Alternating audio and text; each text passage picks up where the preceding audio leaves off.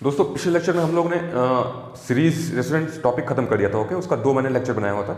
अब इस लेक्चर में हम लोग पैरेलल सर्किट पढ़ेंगे, पैरेलल रेजोनेंस सर्किट। ठीक, तो जैसा कि रेजोनेंस हम लोग पढ़ते हैं, ये एसी सर्किट होता है। ओके, तो एसी सर्किट की अच्छी से स्टडी करने के लिए हमें फेजर ड्रॉ करना चाहिए, क्योंकि फेजर से हम एसी सर्किट का स्टडी अच्छे से कर पाते हैं। ठीक, तो फेजर ड्रॉ करने के लिए आपको तो ये पता होगा बेसिक चीजें कि इंडक्टर के अक्रॉस जो वोल्टेज होगा उससे करंट क्या करता है, 90 डिग्री लैग करता है। ओके, V है तो 90 डिग्री करंट क्या करता है, लैग करता है। ओके, VL से IL। ठीक, अगर कैपेसिटर है, कैपेसिटर में क्या होता है,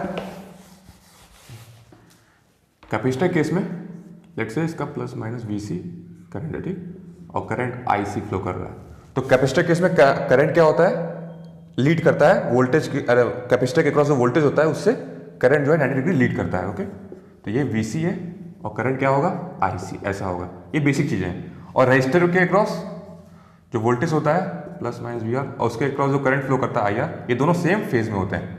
ओके, ये VR और IR दोनों के दोनों सेम फेज में होते हैं।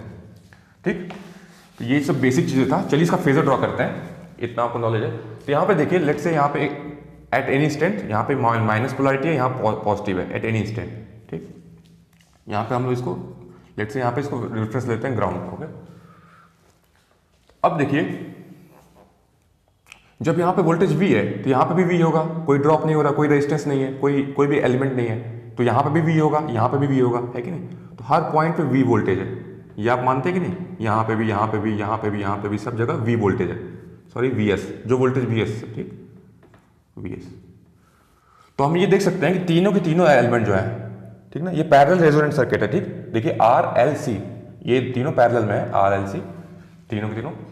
तो तीनों के क्रॉस जो वोल्टेज है क्या है, VS है, सबके क्रॉस, तो सबके सब VS वोल्टेज पे है। तो फेजर ड्रॉ करते हैं, हम क्या करते हैं, VS जो है सेम है, तो VS को हम लोग क्या करते हैं, रेफरेंस ले लेते हैं VS। ठीक, ठीक, अब इसमें करंट क्या फ्लो हो रहा होगा, IR लेट से, इसमें IL इंडक्टर में, और कैपेसिटर में लेट से IC। ठीक, करंट फ्लो हो रहे होंगे, तो ये चीज पता है हमको, सबके क्रॉस वोल्टेज VS है, मैंने VS ड्रॉ कर दिया। ठीक, अब जो है इसमें जो करंट फ्लो हो रहा होगा IR किसके फेज में होगा, वोल्टेज के ही फेज में होगा। जो रेजिस्टेंस के क्रॉस जो वोल्टेज होगा उसके फेज में होगा। इसके क्रॉस वोल्टेज क्या है, VS है। ठीक, तो VS मैंने ड्रॉ कर दिया ऑलरेडी, तो करंट जो होगा IR इसके फेज में होगा। ठीक, अब वोल्टेज अक्रॉस इंडक्टर क्या है, VS यहां पे भी है, इसके क्रॉस करंट कौन सा फ्लो कर रहा है, IL।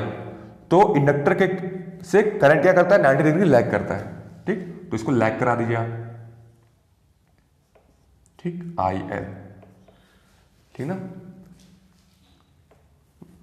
अब वोल्टेज अक्रॉस कैपेसिटर क्या है, उधर उसके क्रॉस भी VS है कि नहीं, VS। इसके क्रॉस करंट क्या करता है, 90 डिग्री लीड करता है। तो आपने IC ड्रॉ कर दिया। ठीक, ये आपका क्या बन गया, फेजर है इस सर्किट का। ठीक, ये फेजर आपने बना लिया। अब क्या आप करंट का एक्सप्रेशन लिख सकते हैं, IR क्या होगा, VS बाई R होगा।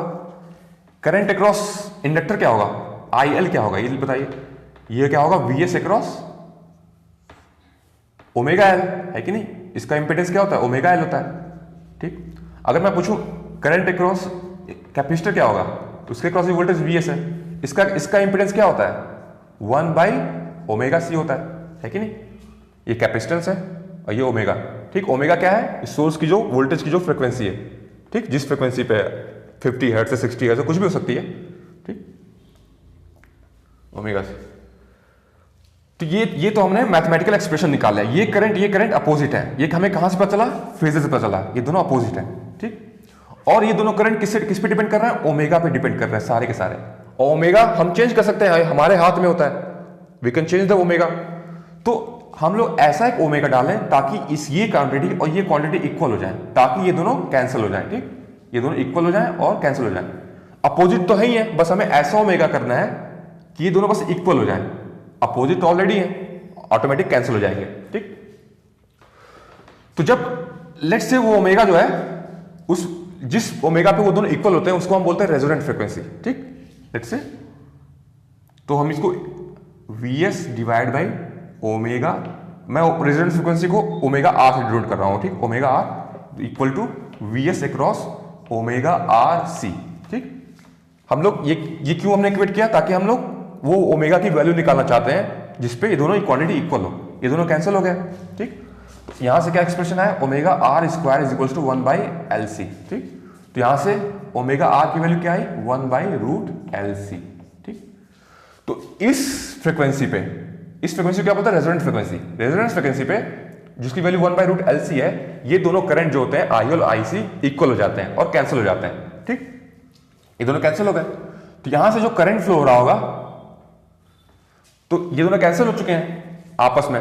ठीक, तो सोर्स को क्या लग रहा होगा, सोर्स को लग रहा होगा जो इस, मैं किस फ्रीक्वेंसी बात कर रहा हूं, रेजोनेंट फ्रीक्वेंसी पे सोर्स को लग रहा होगा सिर्फ उसी मुझसे करंट कौन ड्रॉ कर रहा है, रेजिस्टेंस ड्रॉ कर रहा है। ठीक, क्योंकि ये दोनों तो ऑटोमेटिक कैंसिल हो चुके हैं अपोजिट में, जिनकी जो वैल्यू है। ठीक, सोर्स से सिर्फ IR ड्रॉ कर रहा होगा, तो सोर्स को दिख रहा होगा, सोर्स को दिख रहा होगा कि मेरे उसमें सिर्फ रेजिस्टेंस लगा हुआ है। ठीक, ठीक, और ये IR, तो IS इज इक्वल्स टू क्या हो गया, IR हो गया। ठीक, सोर्स करंट जो हो गया किसके क्लोज हो गया, तो सोर्स को क्या दिखाई दे रहा होगा कि मेरे साथ कौन जुड़ा हुआ है, सिर्फ और सिर्फ रेजिस्टेंस जुड़ा हुआ है। लेकिन एक चीज बात ध्यान रखने की जरूरत है, इसमें करंट जीरो नहीं है, मैंने बोला करंट जीरो नहीं है, लेकिन मैं ये बोल रहा हूं कि ये दोनों करंट जो है सोर्स से नहीं ले रहे हैं, इंडक्टर और कैपेसिटर, ये आपस में ही, क्योंकि ये दोनों एनर्जी स्टोरेज एलिमेंट है, ये दोनों एनर्जी स्टोर कर सकते हैं। तो ये जब ये एनर्जी स्टोर कर लेता है, इसको ट्रांसफर करता है, जब ये स्टोर कर लेता है तो फिर इसको ट्रांसफर करता है, आपस में ही करंट जो है एक्सचेंज कर रहा है, सोर्स से उसका कोई मतलब नहीं है। तो हम ये बोल सकते हैं, क्या हम ये बोल सकते हैं, ये दोनों ओपन सर्किट हो चुके हैं, कौन सी फ्रीक्वेंसी पे, रेजोनेंट फ्रीक्वेंसी पे, ये दोनों ओपन सर्किट हो चुके हैं। तो यहां पे क्या इक्विवेलेंट इंपेडेंस क्या, ये ओपन सर्किट है। ठीक, लेकिन नो डाउट इसमें करंट फ्लो हो रहा है, लेकिन आपस में एक्सचेंज कर रहा है, इसका सोर्स से कोई मतलब नहीं है। तो यहां पे इस सोर्स को क्या लगेगा कि इसके अक्रॉस इंपेडेंस क्या है, इनफाइनाइट है, तभी तो करंट नहीं जा रहा है, यहां पे सोर्स पे ये दिखाई देगा। ठीक, यहां तक आपको बात समझ में आ गई होगी। ठीक, तो हमको क्या समझ में आया कि जब एट रेजोनेंस फ्रीक्वेंसी सर्किट क्या बन जाता है, प्योरली रेसिस्टिव। ठीक, पावर फैक्टर क्या होगा बताइए, जब रेसिस्टिव सर्किट होता है पावर फैक्टर क्या होता है, यूनिटी होता है। ठीक, सर्किट क्या कैसा दिखाई देता है, सोर्स को purely resistive, power factor unity हो जाता है। ठीक, अब क्वेश्चन राइज होता है, जब हम फ्रीक्वेंसी को फिर वैरी करेंगे, ठीक, ओमेगा आर से या ज्यादा करें या कम करें, ठीक, जब ओमेगा आर से हम बढ़ाएं या कम करें, तो ये दोनों एलिमेंट जो है सोर्स से करंट लेना स्टार्ट कर देंगे, है कि नहीं। तो उस समय, और रेजोनेंस फ्रीक्वेंसी पे पावर फैक्टर क्या है, यूनिटी है। लेकिन अब क्वेश्चन अराइज ये होता है कि अगर हम फ्रीक्वेंसी को बढ़ाएं या घटाएं तो फिर पावर फैक्टर क्या होगा, लैगिंग होगा, लीडिंग होगा, ये चीज क्वेश्चन अराइज होता है। तो इसका आंसर देखिए कैसे होता है। देखिए, जब भी सोर्स से इंडक्टर हम लगाते हैं तो इंडक्टर क्या करता है, उसका काम क्या है, लैगिंग करंट को ड्रॉ करता है सोर्स से। अगर हम कैपेसिटर लगाते हैं तो वो लीडिंग करंट को ड्रॉ करता है। ठीक, ठीक ना। अगर दोनों लगे हुए हैं, ठीक, तो फिर क्वेश्चन राइज होता है कि कौन सा तब कौन सा करंट ड्रॉ हो रहा है, तब हम आंसर कैसे करते हैं। अगर लीडिंग करंट ज्यादा आ रहा होगा, ठीक, लैगिंग करंट से, तो हम बोलेंगे ओवरऑल जो पावर फैक्टर है लीडिंग है। अगर लैगिंग करंट ज्यादा आ रहा होगा, ठीक, लैगिंग करंट ज्यादा आ रहा होगा लीडिंग से, तो ओवरऑल पावर फैक्टर क्या होगा, लैगिंग होगा। ठीक, तो इस कंसेप्ट को हम यूज करेंगे ताकि कंडीशन निकालेंगे कि अगर फ्रीक्वेंसी ज्यादा है या कम है तो पावर फैक्टर क्या होगा। चलिए, हमने भी क्या निकाला था,